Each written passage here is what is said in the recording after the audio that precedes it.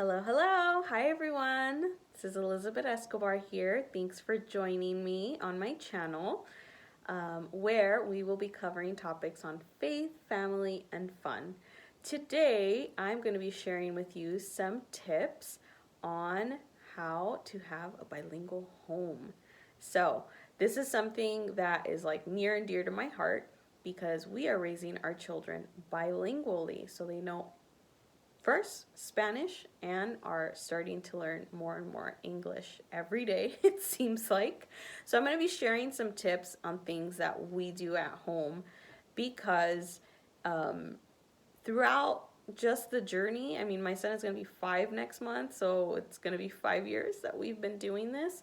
We just continue to see so many families and friends of ours that it just happens to be something that it's like that they say they want to do, but then for whatever reason, it just doesn't really pan out.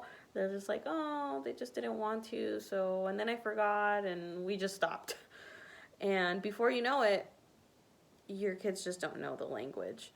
And yeah, I want to be able to be a resource and help in any way, shape, or fashion that I can in this area because this is definitely a value in our home and a priority. And if I can be of a resource, great.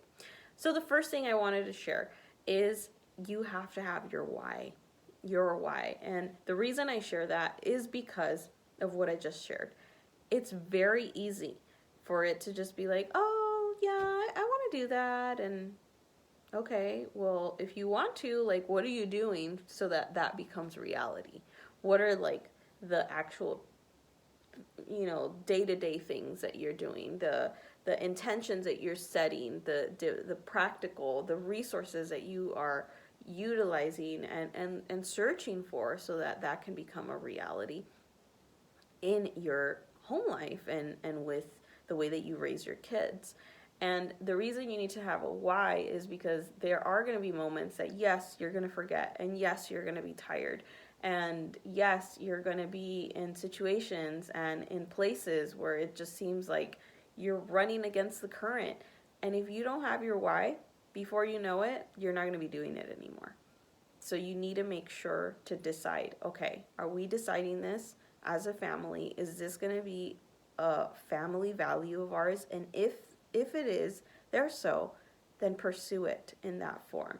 And for example, we are Christian home, we're Christian family, we value the gospel, we value scripture, and so therefore that is like the guidepost in our home. Like it just illuminates every decision and everything that we do, and it just continues to be a part of who we are.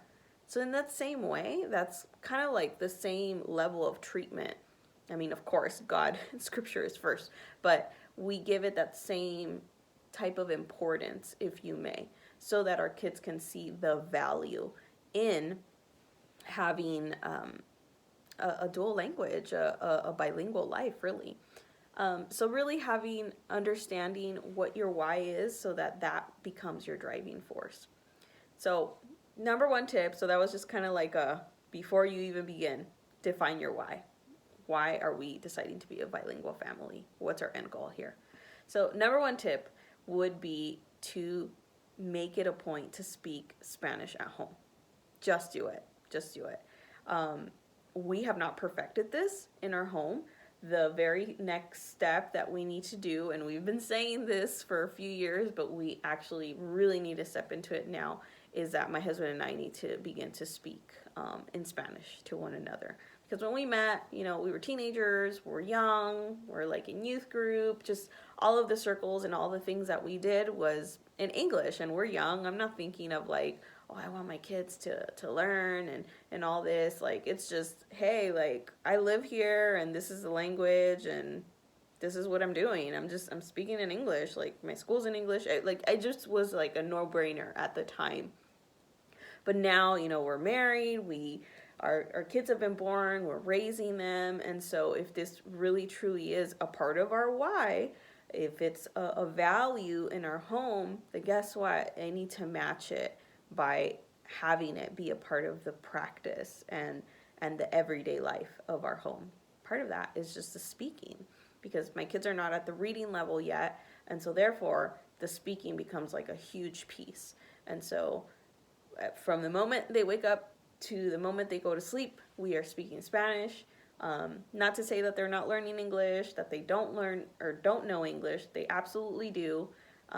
But it's having that daily practice of like, okay, well, how do you say that in Spanish? Say it to me in Spanish. Okay, let's practice. You forgot? Okay, that's okay. Let's try again. And making it light, that it's not a punishment. It's just simply like, this is how this, yeah, we are a bilingual family, and this is what we do together. So another tool, another tip, number 2, is to change everything in Spanish. And what do I mean by that? So I'm talking about media here. So for example, for a time, I mean, my son still likes it, was really into Thomas the Train. So Thomas the Train, you know, it's really long show. It's been around for over 50 years, I think. And it's in like so many languages now, because that's just how popular it became. It's in multiple languages. And so whatever streaming service you have, you just kind of scroll through it and you will see that, oh, this is in Spanish. If it's not on one platform, look it up in a different platform, and you will see that there are different forms of probably whatever program your child is really into. They have it in Spanish. My daughter is like crazy about that Coco Melon show. Try to limit it, but you know, whenever possible, okay, we're gonna watch it in Spanish. And if they're just like, no, I don't want to, because you know, at times they do fight it, and so then we'll say, okay, we'll watch one in Spanish, and then we can have one in English. Just because then it begins to build that practice of just, okay, this is just a part of our everyday life. It's just, we kind of weave our way in and out of it with ease. It's not difficult. It's just who we are.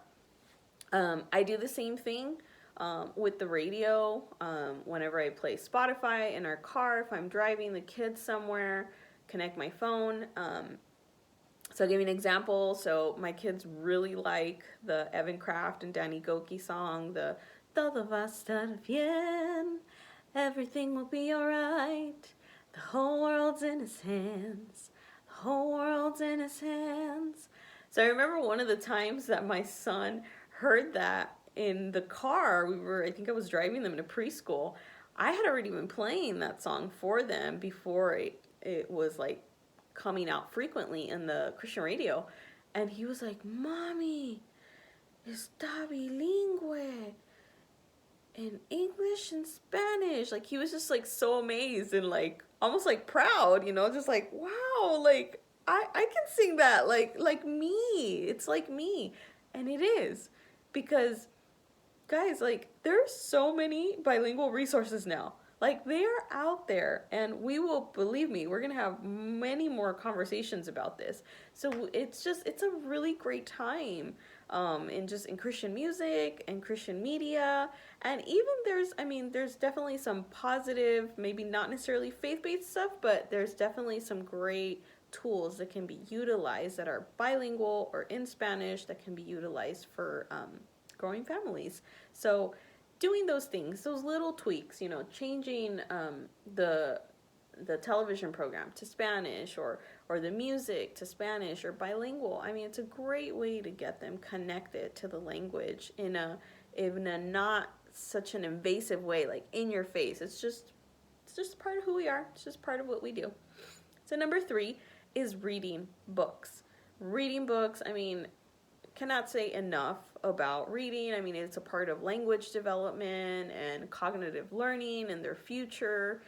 So there's so many benefits to it, but the more that they're listening and hearing the words, like the better enunciation, the better they are going to be at communicating. And let me tell you, I make mistakes all the time in my Spanish. I just finished doing this video completely in Spanish. And guess what?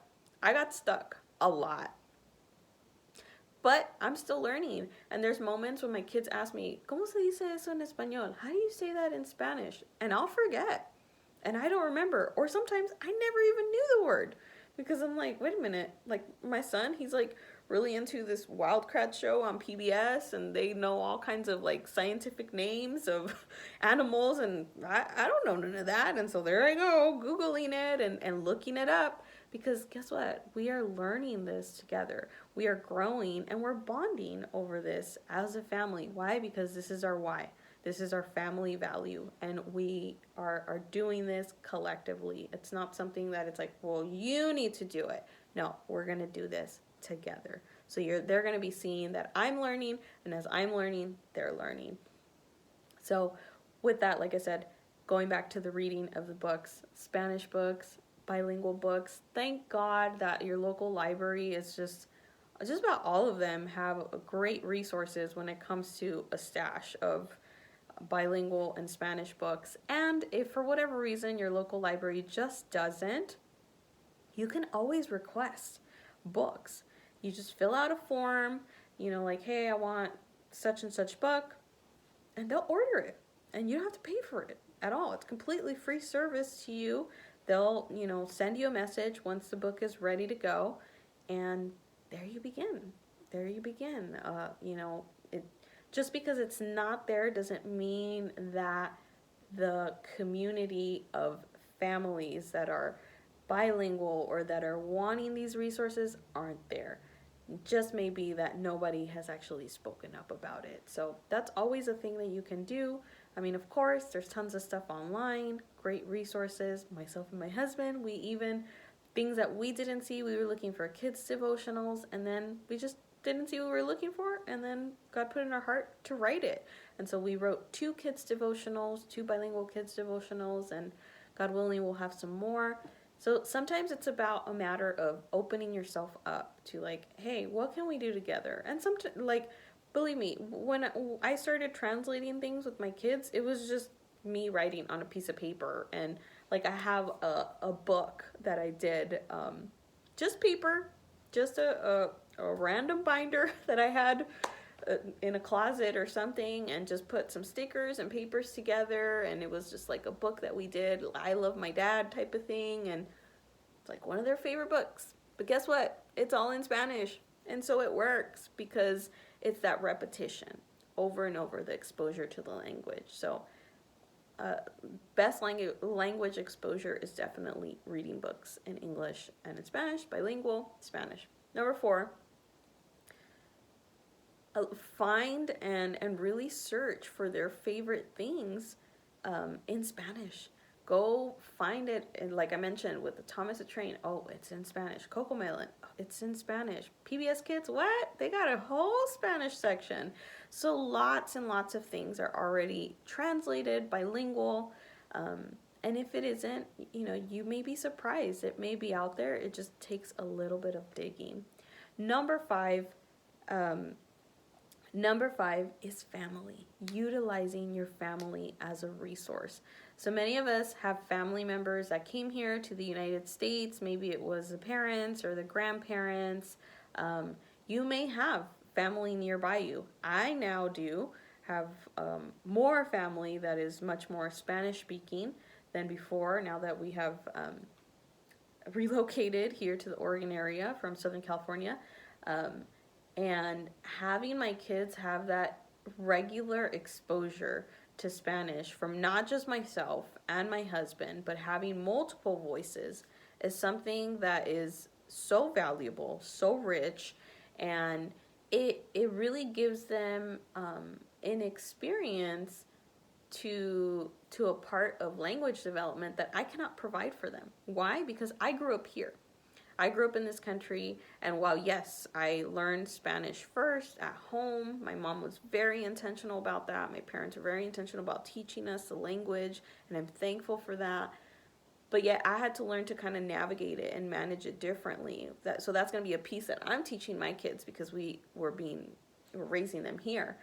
But yet, say like my in-laws or maybe the aunts, the uncles, they had a whole lifetime that they lived in another country, and they lived their life in Spanish. And while they may not think of it that way, that's valuable. That's a whole lifetime of just a richness, of culture, of knowledge, of history, of legacy, family legacy, and even faith legacy that they can impart and share.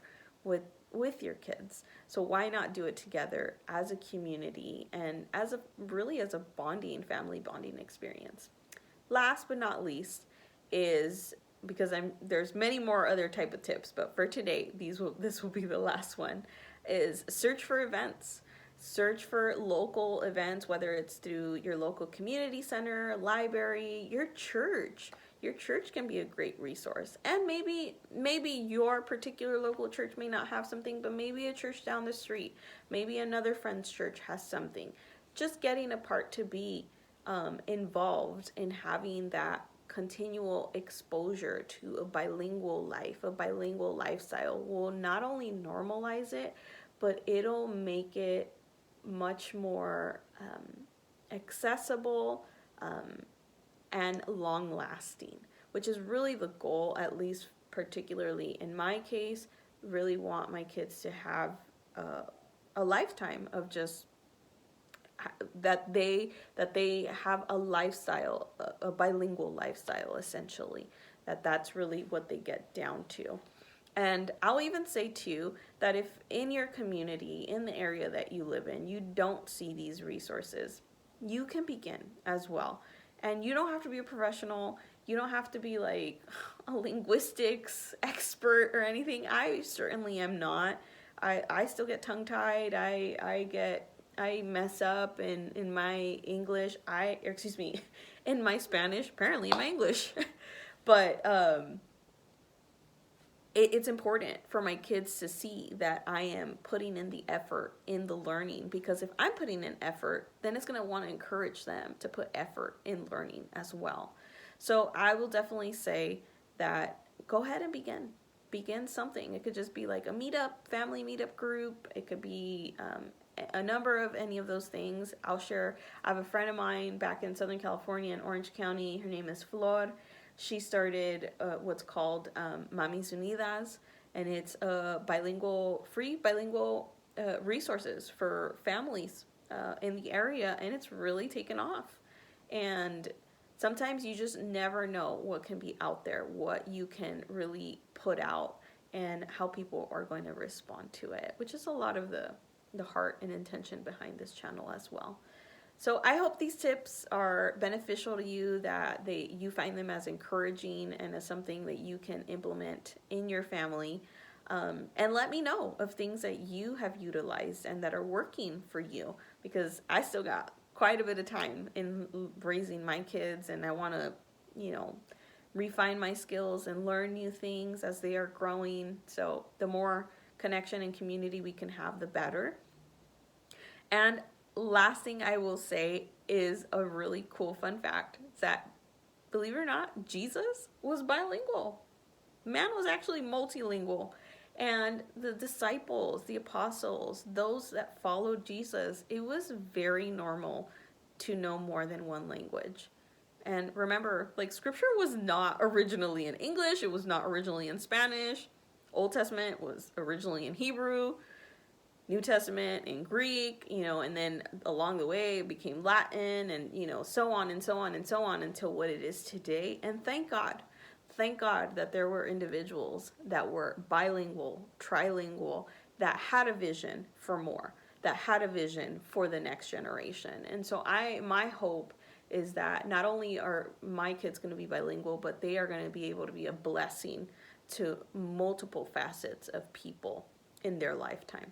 So I hope this stuff was encouraging and helpful to you, and I'll see you next time.